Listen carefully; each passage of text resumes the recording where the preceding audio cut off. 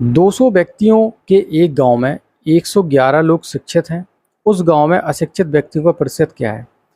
भाई 200 में से 111 होगा तो ये तो वैल्यू अशिक्षित लोगों की जो वैल्यू है वो 50% से कम ही होने वाली है। तो सी डी को हम क्यों रखेंगे? सी डी को हम एलिमिनेट कर देंगे। भाई सी डी तो हो नहीं सकते। अब बचे कितने हमारे पास? बचे हमारे पास 89 200 में से। तो ये कितना हो जाएगा? ये हो जाएगा आपका 44.5%, जो कि क्या होंगे? अशिक्षित होंगे। So B will be the correct for this question.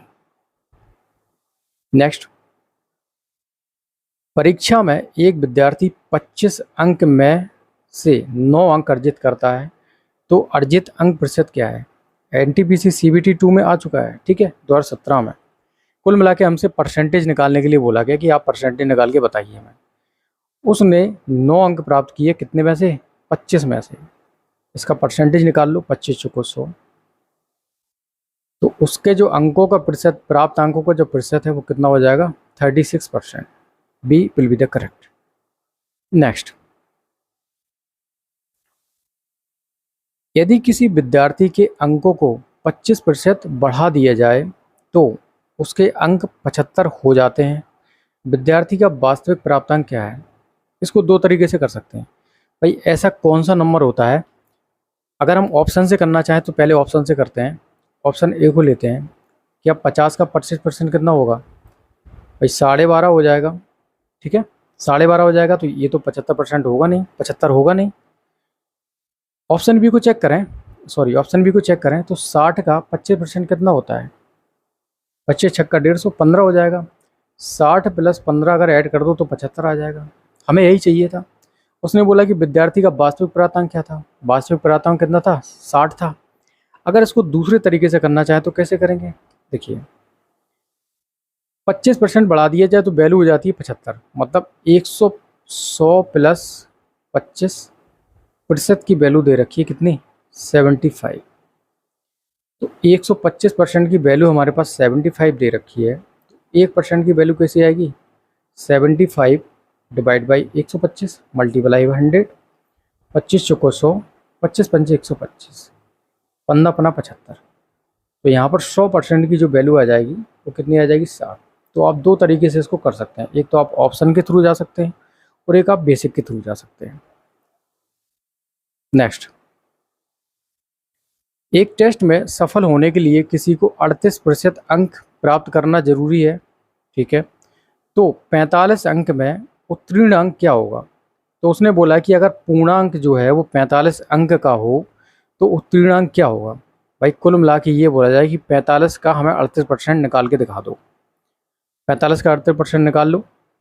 45 का 38% निकाल के दिखा दो। 5 नम 45, 20, 19, 10, ये कितना हो जाएगा?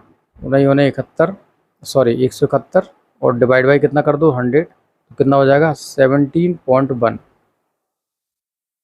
कितने मार्क्स होंगे 38% 45 का? 17.10। जो वो लाएगा तब वो उसको पास हो पाएगा। नेक्स्ट,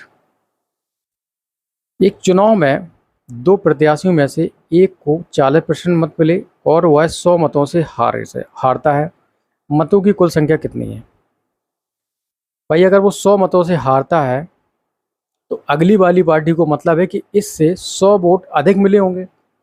जब अधिक मिले होंगे तो मतलब ये है कि दोनों पार्टियों का जो अंतर रहा होगा वो 100 का रहा होगा। तो एक को मिले हैं 60% और एक को मिले हैं 40%, और दोनों की जो वैल्यू का अंतर है, वोटों का अंतर 100 रहा। तो 20% इज इक्वल टू 100। तो 100% इज इक्वल टू कितना हो जाएगा आपका? 500। सो कुल मत कितने रहे होंगे? 500। That's it. नेक्स्ट, ₹100 की एक वस्तु की कीमत पहले 10% बढ़ा दी जाती है, तत्पश्चात 10% और बढ़ा दी जाती है, तदनुसार कुल वृद्धि कितने रुपए की होगी?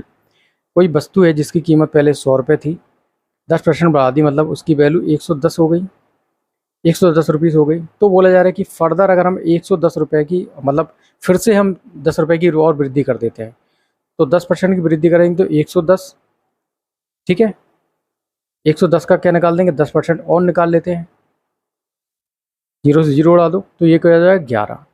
तो पहले 110 थी, फिर 11 रुपये और बढ़ गई तो कितनी हो गई 121। तो कुल मिला के कुल वृद्धि कितने रुपए की होती है भाई, पहले 100 थी, अब हो गई 121, तो कुल मिला के कितनी वृद्धि हुई 21 रुपए की।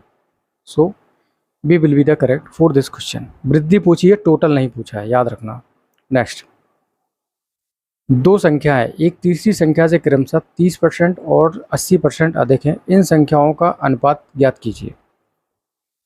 दो संख्या है, पहली संख्या और दूसरी संख्या, एक तीसरी संख्या, ये मान लेते हैं हम लोग, ठीक है।